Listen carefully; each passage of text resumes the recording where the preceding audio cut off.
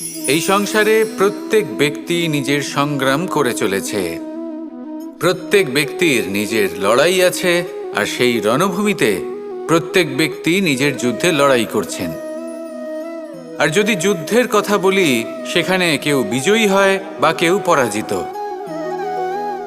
আর এখানে এটা বোঝা অত্যন্ত প্রয়োজনীয় যে কোথায় পরাজয়টা হওয়া গুরুত্বপূর্ণ আর কোথায় বিজয় লাভ করাটা গুরুত্বপূর্ণ।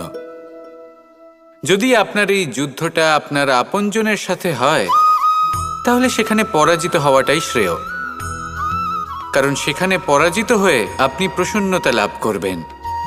কিন্তু যদি এই যুদ্ধটাই আপনার নিজের সাথে হয়, নিজের মনের সাথে, নিজের মানসিকতার সাথে হয়, তাহলে এতে আপনাকে জয়ী হতে হবে। এই সংসারের যে কোনো যুদ্ধ হোক না কেন, সেটা রণভূমির পূর্বে এই মনের মাঝে লড়তে হয়। এবার যদি এই মন আপনার উপরে বিজয় লাভ করে, তাহলে রণভূমিতে আপনি পরাজিত হবেন। কিন্তু যদি আপনি এই মনের উপর বিজয় লাভ করতে পারেন, তাহলে এই সমগ্র সংসারে এমন কোনো স্থান নেই, এমন কোনো রণভূমি নেই যেখানে আপনি জয়লাভ করতে পারবেন না। আসুন আমার সাথে ভালোবেসে বলুন, রাধা রাধা।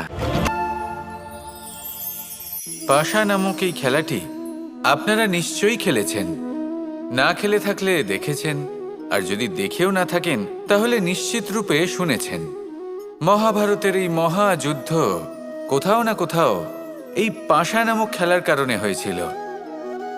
পাশার এই বিচিত্র খেলা, দান, এইসবের কারণে কেউ নিজের মাথায় রাজ মুকুট পরিধান করেছিলেন, আবার সেখানেই পরাজিত হওয়ার জন্য কাউকে বনবাসও ভোগ করতে হয়েছিল।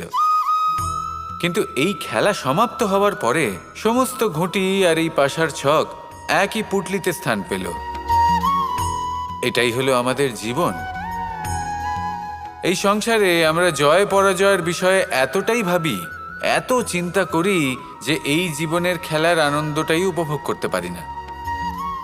আর অবশেষে কি হয়? কেউ জয়ী হন, কেউ পরাজিত হন, কিন্তু দুজনেই একই স্থানে পৌঁছে যান। প্রত্যেক ব্যক্তি মৃত্যুর পরে একটি নির্দিষ্ট স্থানেই পৌঁছতে বাধ্য। কিন্তু ততক্ষণ এই জীবন, এই খেলা, তার আনন্দ উপভোগ করুন। এই সংসারে সেই ব্যক্তি শ্রেষ্ঠ স্থানে পৌঁছতে পেরেছেন যিনি এই সংসারকে প্রকাশ প্রদান করেছেন, যিনি কখনো জয় পরাজয় এ বিষয়ে ভাবেননি, শুধু এই জীবনের খেলার আনন্দ উপভোগ করেছেন। এটাই আপনিও করুন, আর আমার সাথে ভালোবেসে বলুন, রাধা রাধা। আজ আমরা মানুষের আরও একটি শত্রুর বিষয়ে কথা বলবো, যার নাম হলো লোভ। যে কোনো বস্তুকে অত্যাধিক লাভ করার যে বাসনা, যতটা লাভ করেছি ততটা যথেষ্ট নয়, আমার আরও চাই, আরও চাই, একেই বলে লোভ। এবার এই লোভ আপনার জীবনে শুভ না অশুভ, আপনার মিত্র নাকি আপনার শত্রু, সেটাও নির্ভর করছে আপনার ওপর। যেমন ধরুন, কোনো ব্যক্তির অসম্ভব ধনের লোভ, সে সেটা অর্জন করছে আর সেটা সংগ্রহ করছে, আর সেটা লাভ করার জন্য সে অনৈতিক কাজ করছে। যদি এই সব হতে থাকে, তাহলে লোভ কিন্তু আপনার পক্ষে অত্যন্ত ক্ষতিকারক। কিন্তু যদি সেই ব্যক্তি ধরুন ধন অর্জন করছেন, তার সাথে নীতিও পালন করছেন, আর সংগ্রহ করার পরে সেটা সংসারে ছড়িয়ে দিচ্ছেন, যদি এমনটা হয়, তাহলে এই লোভ আপনার বন্ধু হয়ে উঠতে পারে।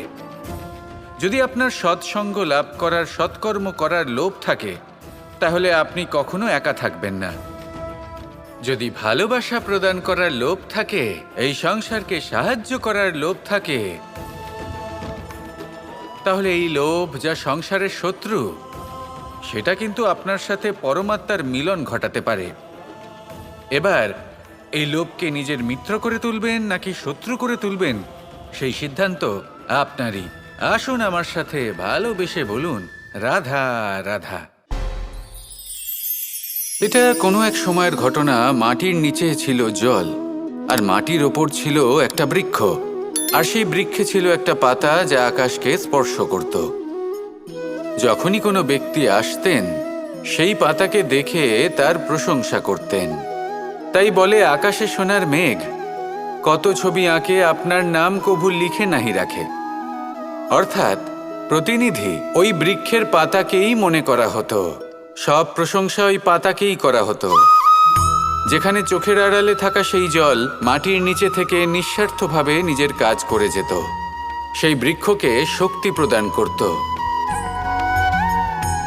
কয়েকদিন পরে সেই পাতার অহংকার হতে শুরু করলো। সে ভাবতে শুরু করলো যে আমিই হলাম এই জলের অস্তিত্ব, আমি আছি সেই কারণেই এই জলের কথা স্মরণ করা হয়। আর কিছুদিন পরে সেই বৃক্ষ সেই জল শোষণ করা বন্ধ করে দিল এবং সর্বপ্রথম মৃত্যু হলো সেই পাতার। সেই পাতা যা আকাশকে স্পর্শ করছিল তা ঝরে মাটিতে পড়ে গেল। আর প্রত্যেক ব্যক্তি তার ওপর দিয়ে হেঁটে চলে যেত, তাকে দেখে আর কেউ প্রশংসা করত না। সেই জন্য জীবনে কখনো অহংকার করবেন না, বিশেষ করে তাদের কখনো অহংকার প্রদর্শন করবেন না যাদের কারণে আপনি সাফল্য লাভ করেছেন, যারা আপনার জীবনের আধার। চিরকাল তাদের প্রতি কৃতজ্ঞ থাকুন, তাদের সাথে সম্পর্ক বজায় রাখুন, তাদের সাহায্য করুন আর আমার সাথে ভালোবেসে বলুন, রাধা রাধা। মানুষের জীবনে স্বচ্ছতার একটা আলাদা গুরুত্ব আছে। যদি আপনি নিজেকে স্বচ্ছ রাখেন তাহলে আপনার নিজেরও ভালো লাগবে, সামনের ব্যক্তিরও ভালো লাগবে, একটা অন্যরকম প্রভাব পড়বে। কিন্তু একজন শ্রেষ্ঠ ব্যক্তি কিভাবে হয়ে ওঠা সম্ভব?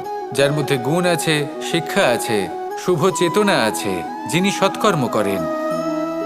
কিভাবে হব সেই ব্যক্তি যার মধ্যে জ্ঞান আছে? শুধুমাত্র স্বচ্ছ থাকলে তো তা হওয়া সম্ভব নয়। প্রথমে আপনাকে বুঝতে হবে যে মানুষের মধ্যে 4টি মূল তত্ত্ব আছে। প্রথম হলো তার শরীর, যার দ্বারা উনি যে কোনো কর্ম করে থাকেন।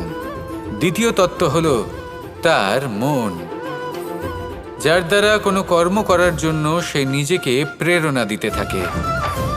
তৃতীয় তত্ত্ব হলো বুদ্ধি, যে কর্ম আমরা করতে চাই, যে লক্ষ্যে আমরা পৌঁছতে চাই, সেটা আমরা কিভাবে কোন পথে করব সেটা স্থির করা যায় বুদ্ধি দিয়ে। আর চতুর্থ তত্ত্ব হলো আত্মা। আত্মা হলো এমন এক তত্ত্ব যার কোনো সমাপ্তি নেই। আত্মা হলো অজয়, কিন্তু এরও শুদ্ধিকরণের প্রয়োজন হয়। এই 4টি তত্ত্বের শুদ্ধিকরণ করতে থাকুন, এদের নির্মল রাখুন, শুদ্ধ রাখুন। এবং এটা কিভাবে হবে?